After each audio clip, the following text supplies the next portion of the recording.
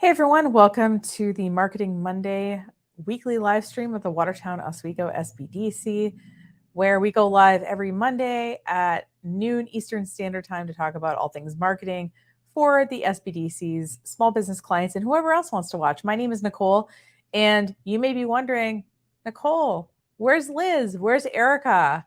Do you have any special guests? And the answer is no, because this is our second week of sort of highlights. So remember maybe when you were a kid and you would watch these sitcoms and they would have sort of a remembering episode where they would say, "Oh, remember that time we," and it would show a clip from a previous episode. "Oh, remember that other time that we," and it would show a clip from the previous episode. That's what we're doing here. We're showing the videos that got the most views on YouTube of our live streams so far. Obviously, we're going to continue making these, but it's just kind of nice to look back and see what did well. And this way, by showing clips of kind of what did well, that might encourage you to go check out the full version of the video. So just wanted to point out a little bit of things that you can notice on the YouTube channel. So if you go to the Watertown Oswego SBDC's YouTube channel, you'll notice that on the homepage, we've made these lovely little playlists. And these are all different subject matters, social media ads live streams, social media marketing live streams, all about audio live streams. And we kind of group them together as makes sense. And if you want to watch the uploads more in order, you can go all the way to the bottom and it'll show you everything that's ever been uploaded in order.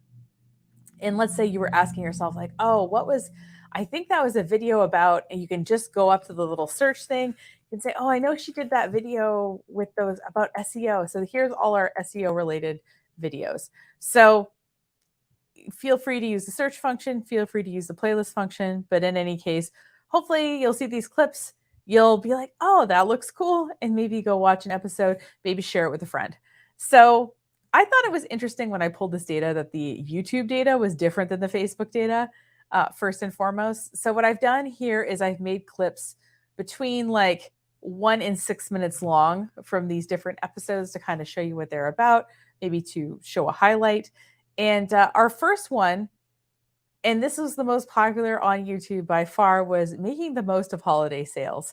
Now, this was an Erica and Liz one, and I said, it seems like you guys have an idea for this. So what I'm going to do is I'm going to be in the background, and as you're talking, I'm going to, make some supportive little talking points that can show on the screen and stuff like that. So this was literally the Liz and Erica show while I stayed in the background. But as I was watching, there were so many really good clips.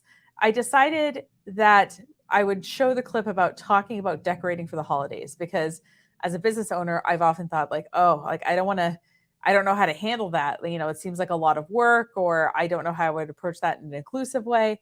And I thought Liz and Erica did an excellent job sort of addressing that. So here's a clip from that episode. Making it festive. I know, Liz, you've got fun ideas here too, but obviously it's time to decorate. Right, that's right. There's no penalty for decorating before Thanksgiving. Especially if you're in a retail store, because let's face it, any of us who've been in big box stores since, I don't know, saw the Halloween stuff come rolling out. So, right. And it doesn't have to be, you don't have to spend a ton of money to do it. No. We all know there's stuff that, hey, you might have 10 boxes at home from holiday decorations, and you don't have to spend a dime to get something. Or maybe there's a wreath sale going on where you can purchase wreaths for a donation and use those in your store and your that kind of thing. So check out thrift shops. The thrift shop near me that I was just in on Saturday, they have a ton of Christmas stuff. And, some of it's tacky, but as a business, you can kind of get away with that. You can see over the top. You can get that big, shiny, glittery wreath, and no one's going to judge you while they're having Christmas. Think about, I'm getting a lot of feedback. Am I echoing really badly? Yikes. Is it still, because I just muted, or Nicole just muted me? Does it get better if I mute? Hang on. Pardon us, folks. We're doing a little pause for the cause here. Yes, that's better now. So should we be muting back and forth then when, yeah, okay. Folks, we don't have a recording studio. We're just in our offices. Erica's at home. You know, we're trying to make it work, just like everybody else these days. So yeah, check out the dollar store, check out the thrift store, raid your own. Nicole just posted in the chat. Headphones will solve this. Yes, I know. We work for the state, so no fancy tech gear for us. Anyway, be creative. Make a bunch of cutout snowflakes if you have to. It doesn't have to be Christmas. Think winter. Think non-denominational. If you're gonna put up Christmas stuff, put up Hanukkah stuff. Hanukkah starts a week from tonight. A week from tonight is the first night of Hanukkah, which is super early. So be inclusive. If you're gonna have Santa, have a menorah. If you're gonna have any something religious themed for one, try and be inclusive, or just have some letters that spell in those gel things you can get at the dollar store. Those are a lot of fun. Happy Hanukkah, Merry Christmas, Happy Holidays, Happy New Year. Because I think, Erica, we hear a lot about the war on Christmas, and we're not here to get political. Again, we work for the state. We're just trying to promote small business. But be inclusive. If you're trying to be inclusive and not exclude people, no one's going to get upset if you say Merry Christmas, Happy Holidays, and Happy Hanukkah. Why not? So be inclusive. Think about people who may not be, where we are up here in the northeast part of the world, the very far north. It's a predominantly, at least Christian raised, if not actually active Christian. But just think about other places and gear yourself to serving the broadest audience possible. And remember that all money is green, as they say. So yeah, Nicole just put a great comment up here. Lights, lights are cheap, lights are fun. People love lights. And again, it's your business, so you can make it a little tacky, make them flash. You don't have to sit there in your living room and look at it all evening. So do it and make it fun. Yeah, and just one other thing about making it festive too is at my store we always had a decorating party. So my staff would come and we'd have a pizza party or something and just get it all done as early as we possibly could, especially before Thanksgiving and that kind of thing. Which, but if you haven't decorated yet, it's not too late to go ahead and get some things up and make it feel festive and holiday like when people enter your establishment too. So, and when you're decorating, take some pictures, post them on Facebook. Hey, look, we're getting ready. Anything to build the anticipation and the excitement. So if you have someone on top of a ladder, properly and safely, but if you have someone on a ladder, or you encourage your staff to wear goofy Christmas light up necklaces or something, post those pictures on Facebook and get people excited about what is happening at your business, in your town, or. So yeah, it was a pretty good conversation about sort of getting ready for the holidays. I think they covered gift certificates, they covered gift wrapping, and I think other sort of experiences that you can offer around the holidays for your business. So go ahead and check that out. And I think that was the broadcast that definitely made everyone get headphones for sure. I think they might think I look a little nerdy with my headphones, but I just like them because they're cushiony and I can hear everything well. So yeah, gotta love live streaming. You always learn something new doing these things. Now, the second most popular broadcast was the marketing goal setting. I already showed a clip from that in the previous sort of highlight reel from last week if you want to go watch that. But that was the second most popular video on YouTube. And so like I said, glossing over that one just because we've already covered it previously. Now, this one was interesting because this was a random idea I feel like I had because I wanted to talk about it. And what I love about the SBDC is they're always kind of open to talking about things. And this was all about sort of order packaging. And I am the kind of person who's very functional in my sort of packaging and some of my business approaches. But as I sort of learned more about packaging, we looked at business packaging examples and all of that. This is a clip about sort of why packaging is important and sort of introducing the idea But in that live stream, we go through a lot more like, here are some specific examples of businesses and their packaging and sort of and why they do that. So this first clip, because I did 2 shorter clips here, is about sort of packaging and generally why it's important. And then we're going to come back and then I'll show you one of the examples of a local business that we talked about. Now, I know that you don't know me in real life, or maybe you do, but I am an intensely practical person. So I am one of those people who has never really thought a lot about packaging and how and if it matters. But I saw a video that made me think otherwise. And so the creator of this video, it's Summer Letter Co. on TikTok. She has her own small business, but she explained this in such a good way that I don't want to take her idea. So I'm just going to put her on the screen right now and let her say why the unboxing experience is important for small businesses. Let's talk about why I think the unboxing experience matters for indie brands. I know that not everyone on TikTok agrees with me on this one, but hear me out. Traditional shopping for stuff in a store provides a lot of opportunities for connection. Customers get to see the atmosphere of the store and the branding experience. They get to interact with friendly associates. They get to touch and hold products before they decide whether to purchase. Meanwhile, customers who shop online don't get any of that. They get a 5-minute checkout experience and a couple of automated emails.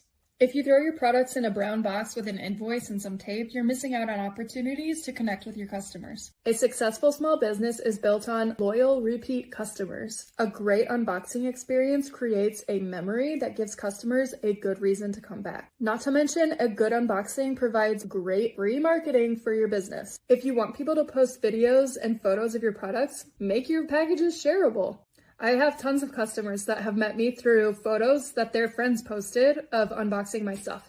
Small caveat here, I understand that when you're getting started, you're on a budget. A good unboxing experience has to be effective, but not necessarily expensive. So I'm going to say more about that in my next unboxing video.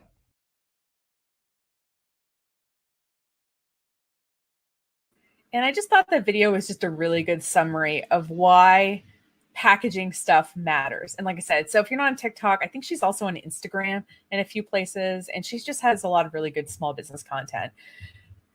So basically, thinking about the packaging of your order, it gives your customer a couple of things. One, it gives them a tangible experience with your brand, especially if they haven't had the fortune of coming into your business. And the other thing is it gives a way to have the unboxing experience online. Now, I don't have kids, but I have friends who have kids. And one of the phenomena is kids who watch unboxing videos. And so if you know what I'm talking about, leave a comment. And the parents are like, I don't understand why people want to watch people take stuff out of a box. But I will say that the unboxing experience is definitely a part of adulthood too. And I thought I would show an example of an unboxing video. Now, I found lots of examples, but they all had at least one word in there that maybe I didn't want on the SBDC's Facebook page. So this one is pretty tame, and so it might be a little bit more boring than the typical adult unboxing video. But here is, oops, hold on. What?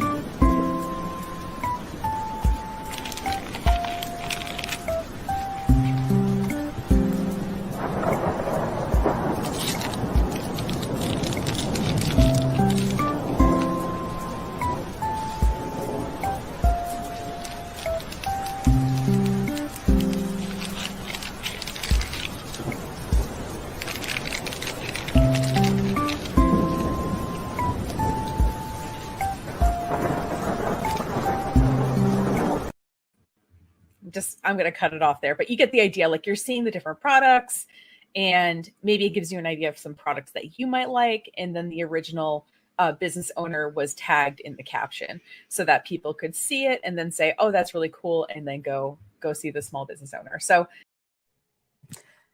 yeah.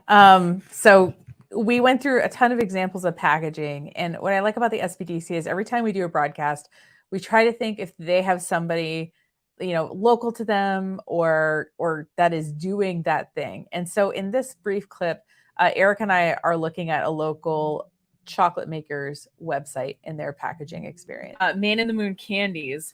And this is nice. I like this example because you do have to package probably chocolates, and in particular, any sort of perishable good in probably a sort of careful way. And it looks like they're doing that here.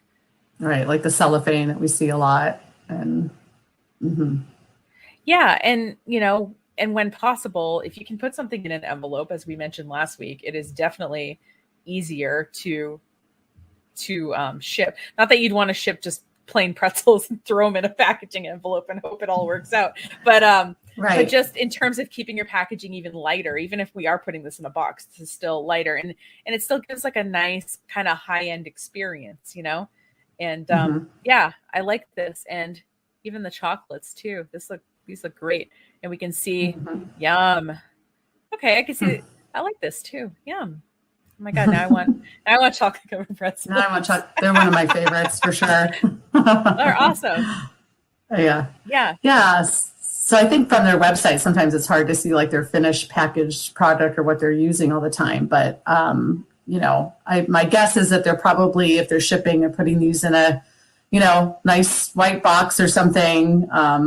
Obviously with like the assorted candies here, they might just be putting those in a box that just fits with a thank you note or something like that. And I was going to say too, I think, this is maybe a little old school at this point, but I even think a handwritten note is awesome if there's the bandwidth for that, because like you said, it doesn't have to be a long note, but a handwritten just quick thank you so much for is to be awesome. But obviously sometimes, especially with gift giving, you're going to be sending somebody else's message along, right? So you got to think about how to do that like Amazon does, as far as letting people write a message for gift purposes. Yeah. Well, and I think this is nice too, because like this box is really nice. It's like gilded and very pretty. And so you don't have to think, okay, I'm going to ship it in a very, very pretty box. And then the product is in a very, very pretty box. Like thinking about, like you said, the fact that I'm probably going to gift this to somebody. I mean, maybe I'm going to gift it to myself, but like that, that gold box is super nice, but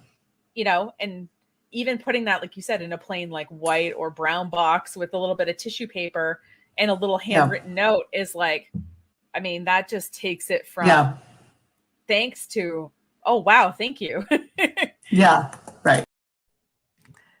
So yeah, we looked at a bunch of examples of sort of packaging, some kind of extreme ones. This was a really fun one for me to research, because as somebody who has a marketing business in a co-working space, I haven't really had to package anything ever. So I've never really thought through how that would work. So people on YouTube seem to like that. Now, the last 3 videos I'm going to talk about all tied for 4th place with the same amount of views. So I thought I would talk about all of them, since they're all kind of neck and neck. And so tied in 4th place, the first one is the Google My Business Makeover. I did this broadcast with Liz. I think Erica was traveling, but we talked a little bit about Google My Business, and and in this clip, I try to give a little bit of background of why you would want to take the time to set something like this up. By the way, Google My Business is free. So anyway, here's the clip. It's about 6 minutes long here. Google My Business is a pretty popular platform. And if you've ever done a Google search and seen a business come up with a little map pin, then that's a Google My Business listing. Now, those are free for businesses to have. So if someone tries to call you up to sell you access to your Google My Business listing, or tries to sell you advertising for your Google My Business listing, if it makes you feel any better, about twice a week, I get a phone call from someone screaming at me that my Google Business listing is out of date. And let me tell you, if mine's out of date, everyone's is out of date. So you can ignore those calls. Google My Business is completely free for you as the business owner to be able to access and update. But let me make the case why I think you should spend a little bit of time on this. And don't worry, it won't take much time once you get verified and fill it out. So first of all, Google My Business is actually the number 1 place. I'll start at the bottom, which is kind of a weird place to start, but it's the number 1 place online for business reviews. It's surpassed all of them. It's surpassed Google. It's surpassed Facebook, Yelp, TripAdvisor, Foursquare. So again, this is kind of an older graph. I did see a newer graph. This is what happened last week. I was on the internet somewhere. I saw a newer graph and I was like, oh, that would be great for the SBDC live stream coming up. And I proceeded to save it someplace weird. So what I'm going to do is probably find it a week from now in some folder that I'm not expecting to find it in. But you see the trend with this graph, which was back in 2017, that Google is overtaking the amount of reviews compared to other sites. So obviously, if you're going to have a presence, right, on a website that has reviews on it, and Google is the #1 search engine, and it's also the #1 place for reviews, it's worth setting up your Google My Business listing. But besides that, a typical business gets actually a fair bit of views, over 1,000 views in a month. And 84% of those come from discovery, which I apparently spelled incorrectly, searches. So what a discovery search is, think about when you're online and you look for coffee shops near me or hotels in Oswego, New York, right? What happens is it suggests you businesses. You don't necessarily know the names of those businesses, but you know the category they're in, or you know where they're located, and that's how you search for them. So you sort of discover them. So that's where this discovery searches come from. And a typical business gets 59 actions from their Google My Business listing every month. So the actions that Google My Business measures is clicks to a website, phone calls, because you can click the little phone number and you can actually call, and requests for directions. So like if they went to Google Maps to get directions to your business. So those are the 3 things that it measures. And so the average business has 59 actions every single month. So I just want to give you, like I said, this is completely free. And what's going to happen is, to verify that you own the business, what Google is going to do is they're going to send you, after you go through this process, they're going to send you a postcard to your business address with a code on it. And what you'll do when you get that code, it comes in the mail. It's actually usually pretty quick. Most of my clients get it in under a week. It'll have a 5 or 6 digit code on it. You'll log in, you'll put in the code, and that will verify that you own the listing. They figure if you can check the mail at the business, then you probably at least have something to do with the business. So don't worry about renegade people claiming your listing.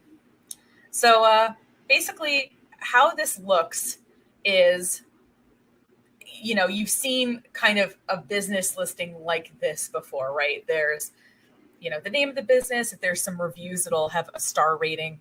And if there isn't, it won't say anything. And then there's, some information like hours and address and that kind of thing. So what you want to do is fill this out as completely as possible. And what you're going to do is go to google.com/mybusiness, or google.com/business also works. And you're going to get to this screen. Now, what you're probably going to need to do is set up a free Gmail account, because they're asking you to log in with Google. You might as well just make a free Gmail account, even if it's something you're not planning on using.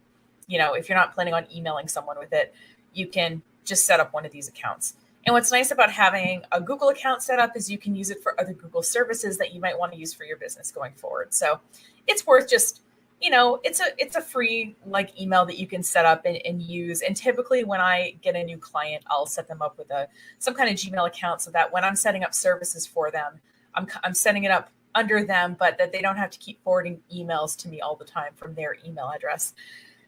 So like I said, you're going to make a Google account and you're going to sign in. And once you sign in, you're going to get to a screen that has your business in it, or you're going to get to a screen that has all of your businesses in it. And it's going to ask you to set up a business, and you just go through the steps.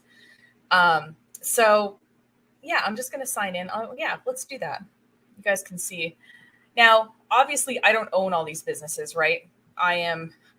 There's a lot of businesses back here. I don't own all these businesses, but what happens is businesses can give me the ability to go in and make edits. So I'm added as a user on these businesses.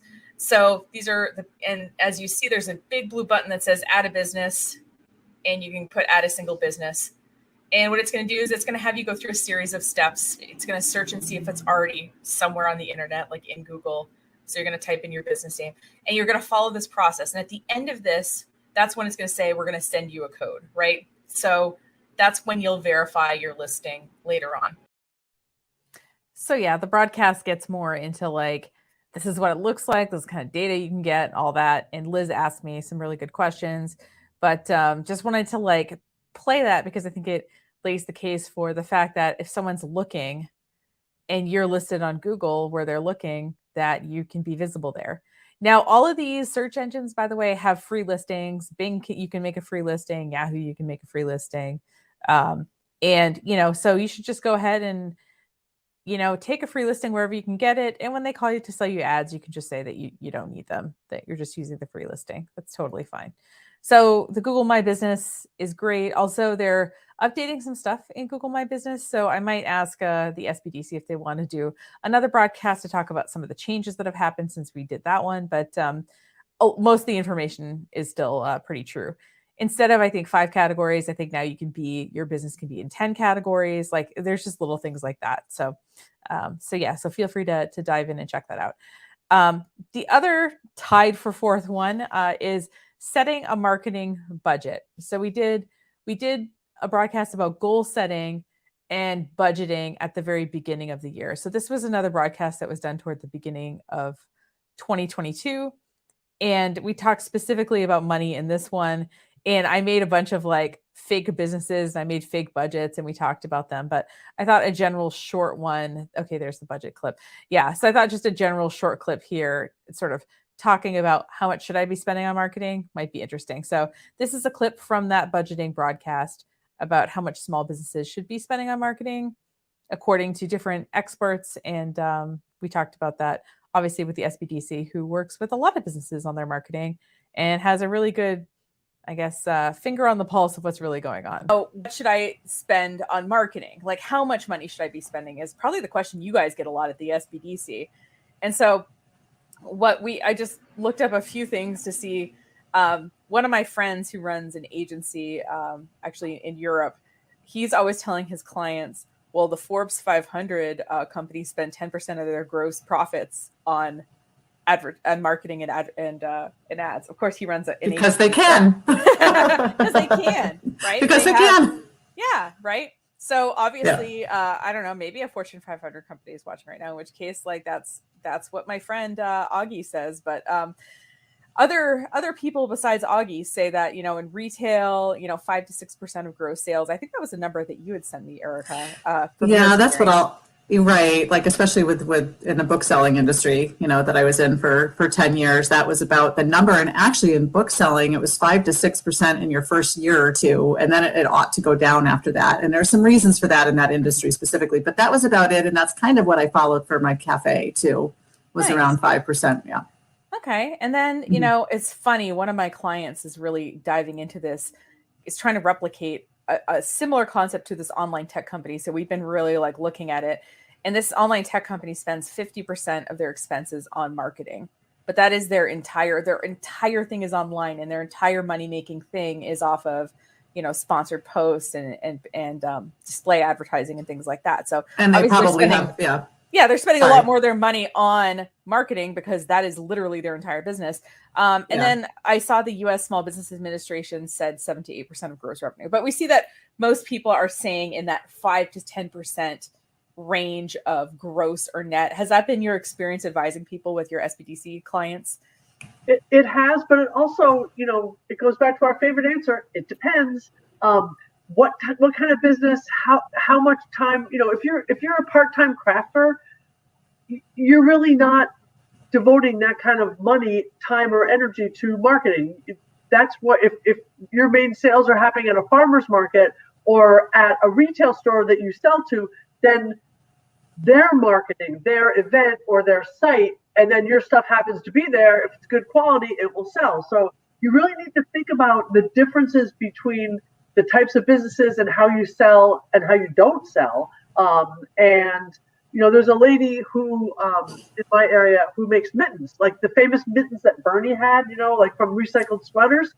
And she sells them at retail stores. She also has an Etsy shop. So when she advertises on Facebook, or when she posts on Facebook, she shows pictures of these beautiful looking mittens, and she talks about the fact that they're upcycled. And then she says, you can visit my Etsy shop, or if you want to browse and try them on, you can go here to one of our clients, Winona Creek in Lacona, who we've talked about before, because they do a nice job. So if you do a nice job, we'll talk about you and let us know you're doing a nice job. But so it depends. I think I think the best piece of advice I can give is if you have marketing questions, call the SBDC. Call us, and you don't have to come in right now. We're virtual. Well, we're at the office, but you're at your house or your business, and we can help you answer these questions because it really does depend. So it's not an evasive. It's not an evasion tactic. It really Right. does. But at least we have a little bit of a ballpark here with Right. like a number people could think about. And it sounds like Erica, when she ran her bookstore cafe, was in that range. Mhm. I think, honestly, I'm in that range. I meant to actually pull my numbers and see before this broadcast, but I forgot. So anyway, and this is just a good reminder, too, that the SBDC really does, if you want to be on video and you are a client of the Watertown SBDC, love to have you either on a broadcast or to have you do a video testimonial or something like that. It's so hard to get people on video, and they're always looking for people. So please leave a comment, send us a DM, send an email, and tell us that you would be keen to be on video. And we will figure out a way to either get you on a live stream or get you on something that's pre-recorded. So just putting that out there. And then the final kind of thing tied for fourth place. So there was 3 things: Google My Business, the marketing budget, and then this third thing, which is short format videos. And, you know, with Instagram Reels and TikTok and, you know, all these platforms prioritizing these short videos under 60 seconds, but sometimes even much shorter than that, under 15 in a lot of cases. We wanted to talk about kind of formats that small businesses were using. Now, ironically enough, the clip I did for this is the longest clip.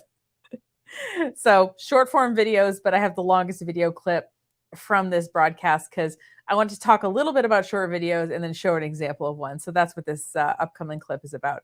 And there's more obviously in that broadcast, but just for the sake of this one, here is a little bit about short form videos for small business. Yeah. So anyway, so besides, you know, the fact that businesses are investing in video and seeing a return, and that people want to watch video increasingly, you know, I have kind of 3 reasons why I think you should at least think about short form video for your business. And then we're going to look at some examples of some different kinds of uses for these short form videos. And the first one is that you can upload them to Instagram, to TikTok, and to YouTube, in addition to putting them in a regular social media post. So, you know, if a video is too long and you try to upload it, you know, it's going to say, oh, this file is too big, you know? So if you can email it, you can probably upload it to social media at this point. So any video that's on the shorter side, you're not going to have any problem including as part of a social media type post, even if it's not necessarily like a video, a specific format. Another reason is that potential customers can get to know you in that little snack size. Like maybe I do not want the full size Butterfinger for, I don't know, I haven't bought a candy bar in a while. What would you say? $1.50? $2? Yeah, probably. Right? Like, and you know, maybe I want to get I used to go to a movie theater and they sold the miniature candies for like 5 or 10 cents a piece. And it was great because you could get a few different kind of flavors. Yeah. So you put $1 on the counter and you get your 5 little tiny pieces or 10 little tiny pieces of candy. And candy. yeah. And so you get to kind of try a bunch of different things. And most people are not going to sit and watch a 1-hour video about you at first, right? They might want you in a more bite size. Right. Yeah. Sometimes we got to start with fun size. And there, honestly, I will watch a short video about just about anything. I'm not going to watch a 20-minute video about how to clean a fish, but if there's a 60-second version of it that shows the elements of cleaning the fish, I might watch that actually, even though it does not interest me in the least to clean a fish. Who knows? Maybe at some other point I'll be interested, and that's fine. But the other thing that we're seeing happen is the algorithms seem to be prioritizing video content, and in particular short form video content. And if you are on Instagram and you've posted a reel and posted also something to your Instagram feed and saw how much more views the reel got than your post that you put on the normal place on Instagram, you're like, what gives? Like, this reel got 800 or 1,000 views, and most of my Instagram posts get 100 or something. So the latest rumor going around TikTok right now is that 7-second videos are being prioritized. So people are trying to upload more, even shorter videos. So So can I ask you a question? Of course, yeah. So when you're talking, here's my Instagram. Yep. Hopefully it's something good Yep. on there. Yep. You're talking about the stuff at the top. That's you're calling a no, reel. no. That's stories on the top. There's a tab. If you look on the very bottom, there's like a little tab that looks like, I think it's the second one from the left, that will load some videos for you. Okay. That's the reels part. So the top part is Instagram is confusing. Yep, that's it. That's a reel. And you swipe up to see more. You can, swipe up to just keep seeing different ones. So if say a big old fish came across my screen and someone started gutting it, I could just, go right past, not have to watch the whole thing. So yeah, that's an Instagram reel. And it seems like those are getting a lot more views than the typical Instagram posts have been getting. So it seems like the algorithm really wants us to make these short videos. Okay. So, can't fight City Hall, right? Give the people what they want. Give the people what they want. And you might ask yourself, what can I do in 60 seconds? Like at all? Like what can I even communicate in that short ton. You can do a whole ton. Exactly. So I thought I pulled up some video examples that we could look at. And so one of the things you can do is you can use video to introduce yourself.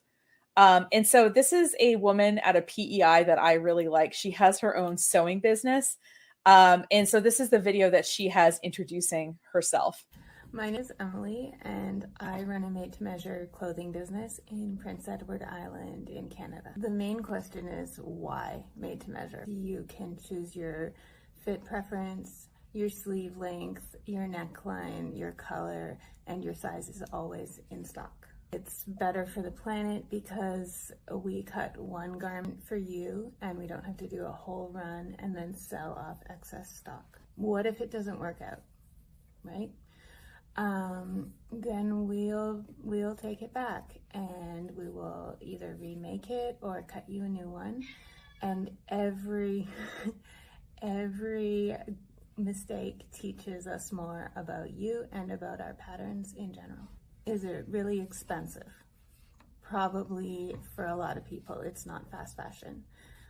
Because I sell direct to my customer, it's less expensive than it might be without the retail markup. I hope you have a great day. Thank you so much for your time.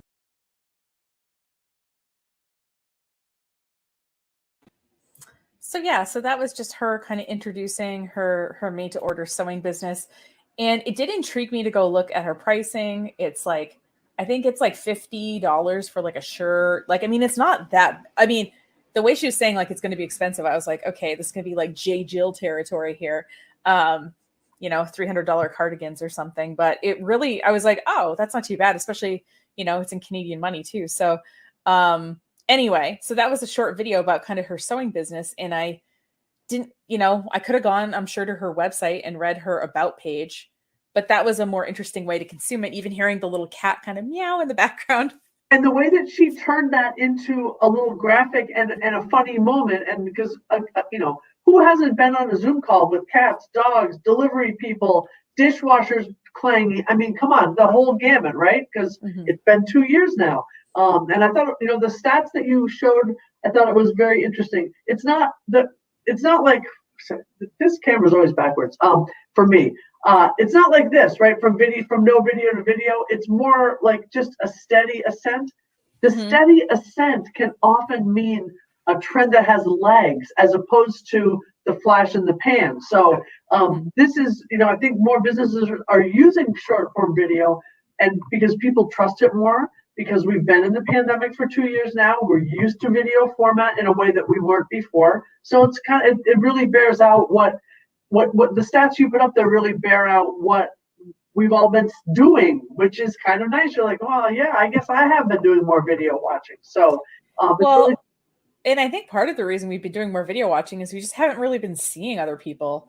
I mean, maybe you're seeing the people that you live with in your house or something, but I can go, my big outing is to the grocery store once a week, honestly. Like, do you know what I mean? So I've gotten used to getting to know other people through video at this point, because that's like a good option. Yep. So, and most businesses, you can make a little introductory video like that kind of answer some common questions, introduce yourself. And like I said, that video was the first video I saw of hers. And now we follow each other and comment on each other's videos. So like I kind of made a friend in Prince Edward Island. Which is How cool is that? Yeah.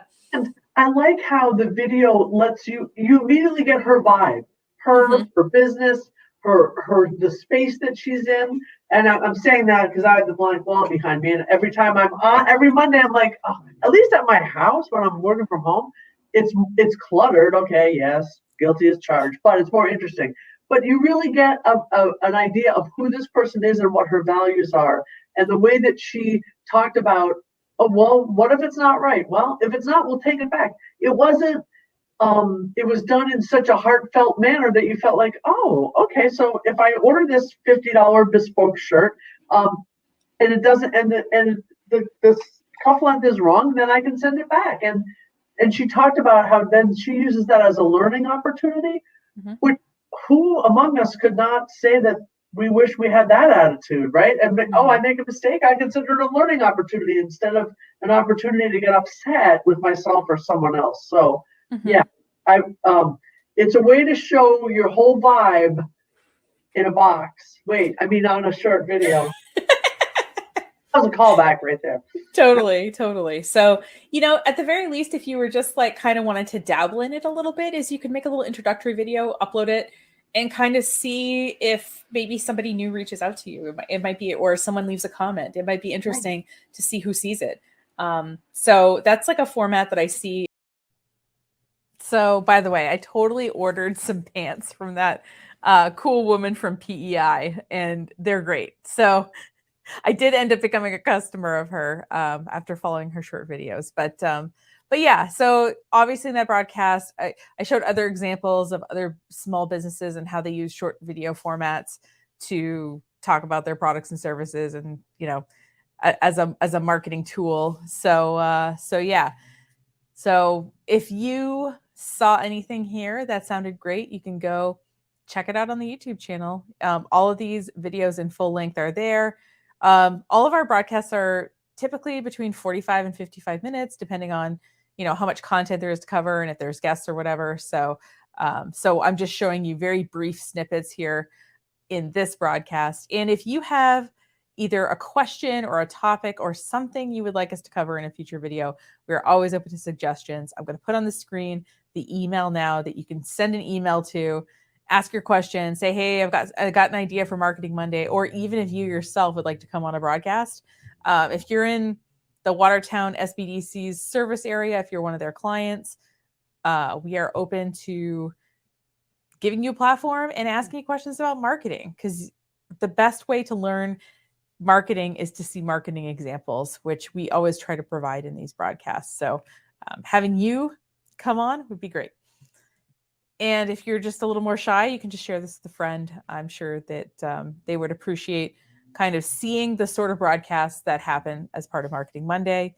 And yeah, so this is part 2 of this little sort of highlight series. Next week, we'll be back with a live broadcast where you can comment and ask questions, and we'll be able to interact with you a little bit more directly. But thank you so much for your patience as I've been traveling the last couple of weeks. And I hope that you've enjoyed these highlights, and we will see you in real life next week. I don't know what the topic is yet because I'm recording this ahead of time. So yeah, you'll see it. And if you follow the Watertown SBDC on YouTube or Facebook, you will get notified when the broadcast gets scheduled. So you'll be able to see the topic, you can RSVP, and get notified when we go live. All right. Have a great week. See you next